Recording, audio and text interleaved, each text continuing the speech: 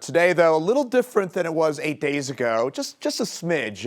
Nearly 90 degrees in Denver today. Of course, 8 days ago, we were digging out, sort of, from 6 inches of snow in Denver. In some areas in the metro area, we had over a foot of snow just 8 days ago.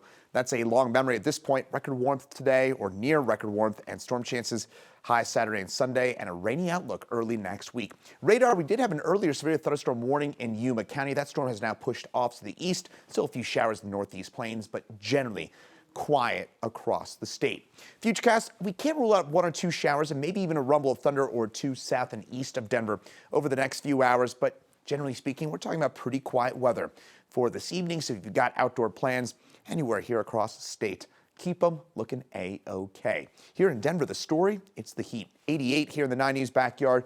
High, last check, of 89 here in downtown Denver. Last check, a high at the airport of 84 so far today. So the daily record for today at the airport, 87. So not quite there. 90 News backyard, though, almost 90 degrees yet again. 88 in Central Park and at the Centennial Airport in the South Metro. High pressure going to gradually move out over the next few days. That will allow this area low pressure to drop in. That's our next big change in the weather pattern. That'll get rid of this 80s, 90s, that sort of stuff, that intense heat, and push it off to the east, and that'll open the door for some warmer weather and some stormier weather starting on Saturday. So we'll see that threat for severe weather, a level 1 risk for severe storms, including the Denver metro area. I've been saying this, this is not an overwhelmingly high risk, but it looks like that this weekend, both days this weekend, we'll have our first kind of true chance for hail in the Denver metro area. And by the way, this is usually the time of year, we've usually already had a few threats for severe weather. We're off to a late start with our severe weather season, no doubt about it, but we do have that potential for some stronger storms. That threat will be highest here in the northeast corner. Yuma, Logan, as well as Phillips, Sedgwick, and Yuma counties are going to have the highest risk for severe weather this weekend. That's thanks to that low pressure that drops in. Then after that, for Monday and Tuesday, we could be getting some widespread beneficial rain, some soup weather, some sweatpants and sweatshirt kind of weather inside. Have that cozy beverage and that warm drink in hand because it's going to be pretty cool and wet for Monday and Tuesday. Great news for the drought, not great news for those outdoor plans both those days.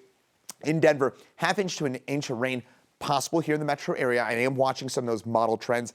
If this trends any further north, we would probably get shut out from that here in Denver, but looking cautiously optimistic that we should get a good 1/2 inch to 1 inch of rain.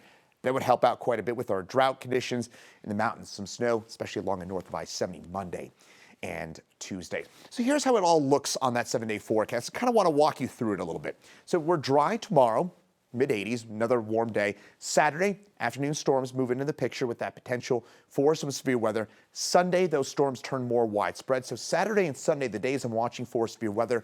Monday and Tuesday, it's too cool for severe weather. And then notice that low of 34. Eastern plains, watch for a freeze north and east of the metro area. In the metro, I think we'll be comfortably above freezing. And then the end of the week, we'll keep those showers and storms in the picture. So a pretty busy look to that forecast. One final quick thing I want to touch on. If you're running the Colfax Marathon, you might go, uh-oh, do we have storms? We'll be dry. It'll be on the warm side with temperatures in the mid-50s as the marathon starts. By the end, at the big party in City Park, temperatures in the upper 70s. By the way, say hey, I'll be running the half.